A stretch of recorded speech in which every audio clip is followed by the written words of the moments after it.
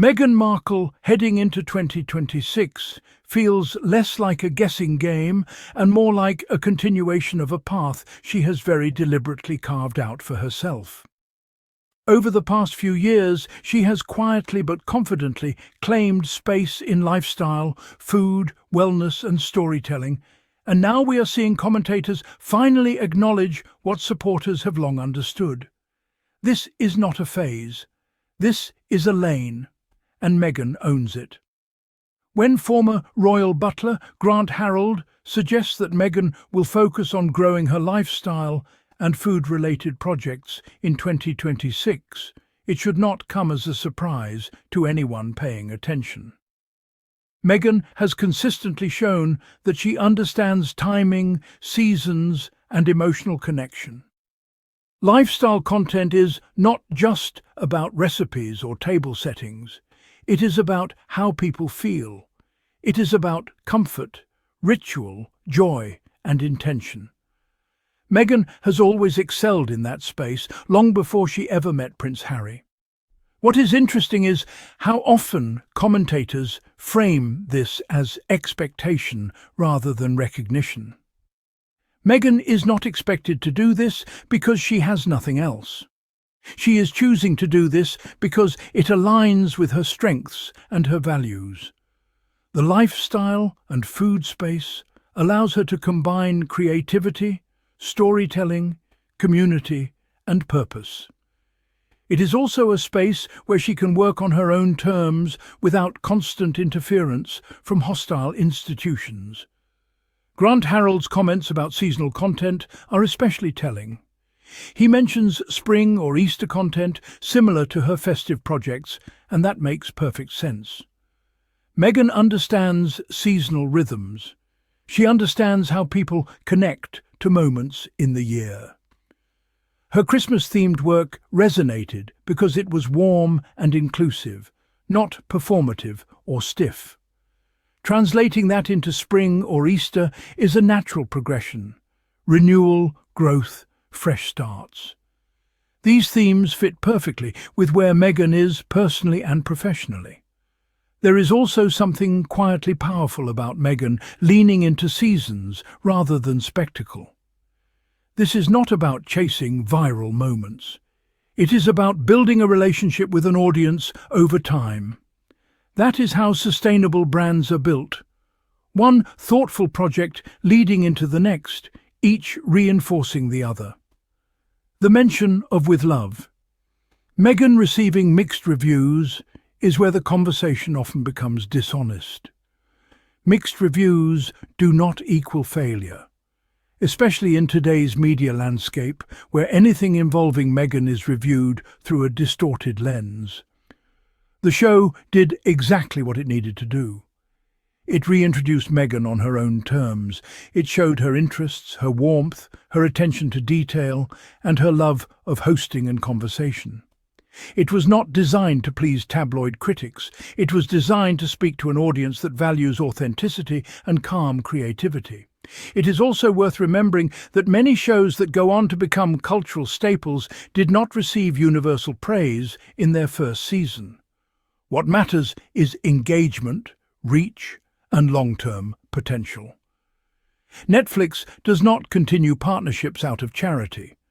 The fact that Meghan remains part of their content ecosystem speaks louder than any headline about mixed reviews.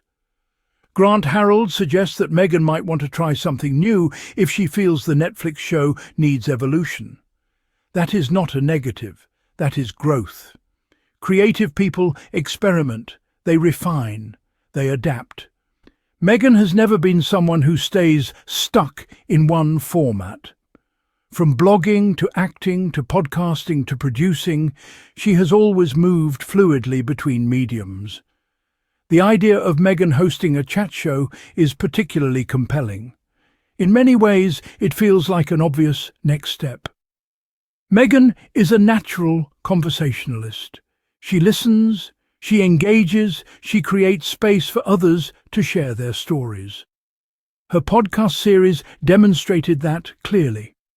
Despite again being labelled as receiving mixed reviews, The podcast sparked global conversations, topped charts, and featured a diverse range of voices. That is impact. The phrase "mixed reviews" is often used as a polite way of dismissing something that challenges expectations. Meghan's podcast was not gossip-driven or sensational. It was thoughtful. It asked women to reflect on labels, identity, and self-perception. That was never going to appeal to everyone, and that is okay. It does not have to. A chat show hosted by Meghan would not look like traditional late-night formats, and that is precisely why it could work. There is space for something softer, more reflective, more human. Conversations that are not rushed, stories that are not reduced to sound bites. Meghan's strength lies in making people feel seen and heard. That translates beautifully to an interview format. It is also important to note how often Meghan is described as placing herself firmly in the foodie and lifestyle place, as if this is somehow limiting.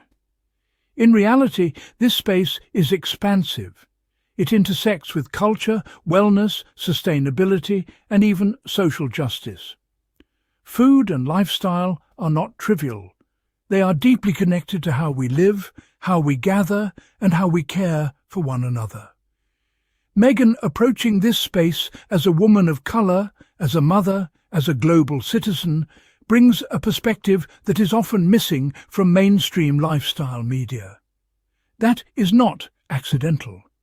That is needed. And it explains why her projects resonate so strongly with audiences who have felt excluded or unseen. Looking ahead to 2026, there is a sense of calm confidence around Meghan's direction. She is not scrambling. She is not reacting. She is building. Whether through Netflix, her lifestyle brand, or new formats, everything feels connected. Each project feeds into the next. Content supports products. Conversations support community. It is a holistic approach. Critics who fixate on reviews and speculation miss the bigger picture. Meghan is playing a long game. She is not trying to dominate headlines every week. She is creating a body of work that reflects who she is now. A woman who values balance, creativity, and purpose. Prince Harry's role in this should not be overlooked either. His support has been consistent and intentional. While Meghan focuses on lifestyle and media, Harry continues his work around mental health, veterans, and philanthropy. Together, they are demonstrating what partnership looks like when both people are allowed to grow into their own strengths. There is also something refreshing about Meghan leaning into joy. Food, hosting, seasonal celebrations, conversation. After years of being defined by conflict narratives imposed on her, choosing joy is an act of agency. It sends a message that she's not here to constantly defend herself. She is here to live, create, and share. As 2026 approaches, it feels less like a question of what Meghan will do and more like how the media will respond when she continues to succeed. The pattern is familiar. Undersell, question, dismiss. Then quietly acknowledge when the impact becomes undeniable. If Meghan does launch spring or Easter-themed content, it will not just be about aesthetics. It will be about meaning, about fresh starts, about grounding ourselves in small rituals that bring comfort. In a world that feels increasingly chaotic, that kind of content is not frivolous. It is valuable.